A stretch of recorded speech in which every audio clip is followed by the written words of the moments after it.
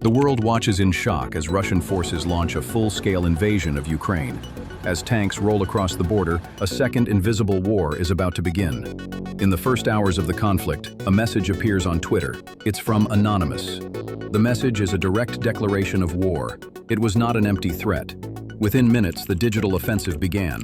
The websites of the Kremlin, the Russian parliament, and the Ministry of Defense were knocked offline. State-run news agencies like RT were crippled. For the first time in history, a global, stateless collective had declared cyberwar against a superpower. The rules of modern conflict were about to be rewritten.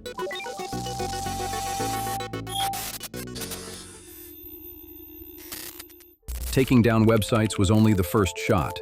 Anonymous quickly realized that the most important battlefield wasn't servers, it was the minds of the Russian people who were always fed a constant stream of state-controlled propaganda.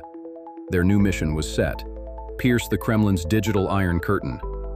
In early March 2022, they pulled off one of their most audacious moves.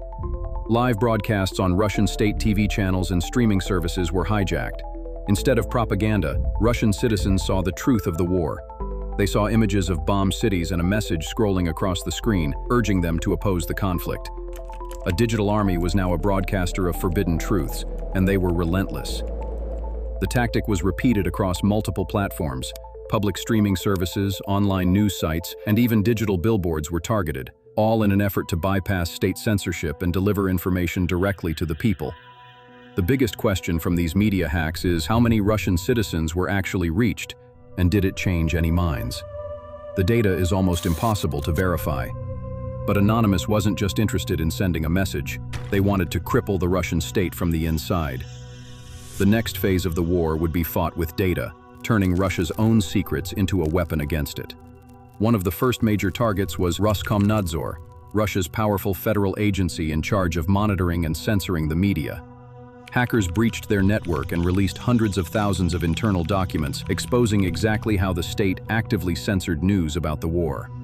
The offensive then expanded to state-owned corporations, the financial engine of the war machine. Energy giants like Gazprom and major banks saw their internal emails, client lists, and sensitive financial records leaked online for the world to see.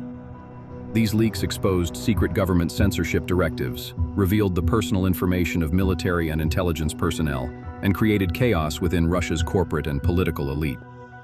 But to have a direct impact on the battlefield, Anonymous and its allies would need to target the physical infrastructure that supported the war effort.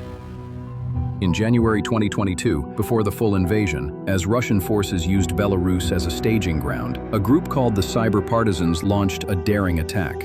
They hacked the Belarusian railway system, encrypting its data and bringing train traffic to a halt. The goal was to slow the movement of Russian troops and equipment toward Kyiv. This was no longer just hacking websites. It was a direct intervention with real-world strategic consequences. But Russia isn't their only target. Anonymous has launched similar campaigns from Iran to North Korea. After the initial shock of 2022, the cyber war settled into a long, grinding war of attrition. The attacks became less about grand gestures and more about constant strategic pressure, continuing with cyber operations through 2025, with Anonymous releasing one of their largest data dumps yet in April.